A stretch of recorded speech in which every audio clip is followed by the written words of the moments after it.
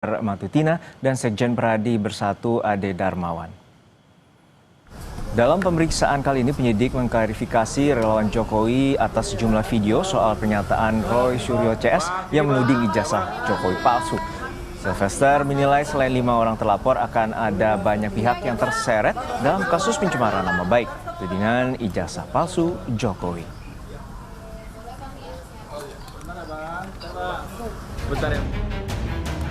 Nama mantan Ketua KPK, Abraham Samad, terseret dalam kasus tudingan ijazah palsu Jokowi.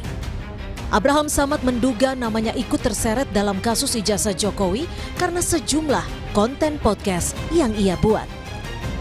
Samad menilai dengan dikeluarkannya surat pemberitahuan dimulainya penyidikan merupakan bentuk teror kepada para terlapor agar berhenti melakukan investigasi terhadap keaslian ijazah Jokowi.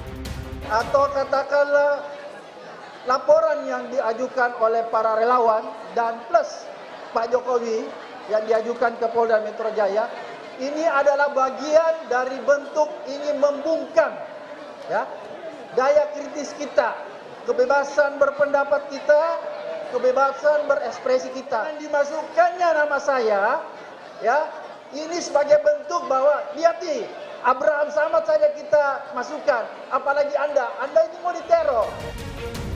Polisi belum berkomentar soal masuknya nama Samad dalam laporan soal kasus ijazah Jokowi.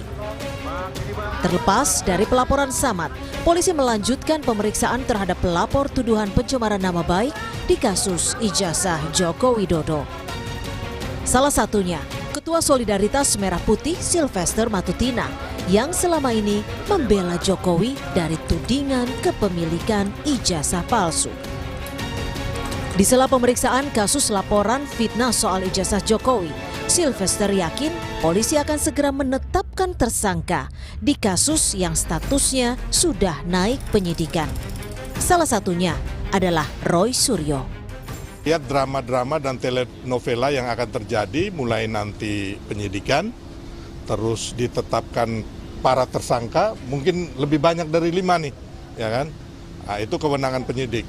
Tanpa intervensi atau tanpa dorongan kita, melihat indikasi pidana-pidana yang terjadi, fakta-fakta hukumnya, ini nggak ada yang bisa mengelak ini. Kalau menurut saya sih tidak mendahului Tuhan ya, ini udah hampir kalau katanya Roy Suryo 11.000 triliun masuk penjara.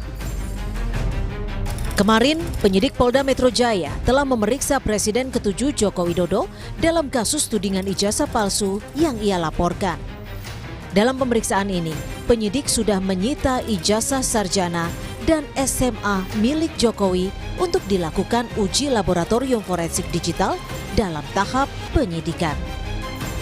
Tim Liputan, Kompas TV.